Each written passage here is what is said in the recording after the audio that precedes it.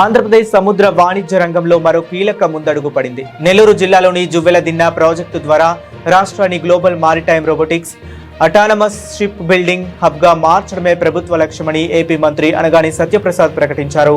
ఈ ప్రతిష్టాత్మక ప్రాజెక్టు దేశంలోనే మొట్టమొదటి అటానమస్ మారిటైమ్ షిప్ యార్డ్ గా అవతరించబోతుందని ఆయన స్పష్టం చేశారు. ఇప్పటికే 288.80 కోట్ల వ్యయంతో జువ్వెలదిన్న షిప్పింగ్ హార్బర్ ను అభివృద్ధి చేసినట్లు మంత్రి తెలిపారు. ఈ కేంద్రాన్ని ఒక పరిశోధన అభివృద్ధి కేంద్రంగా తీర్చిదిద్దడం ద్వారా సాంకేతిక పరిశోధన రంగాల్లో యువతకు పెద్ద ఎత్తున ఉద్యోగ అవకాశాలు కల్పించనున్నట్లు వివరించారు. ఈ ప్రాజెక్టు రాష్ట్ర మారిటైమ్ రంగంలో విప్లవాత్మక మార్పులకు శ్రీకారం చుడుతుందని ధీమా వ్యక్తం చేశారు.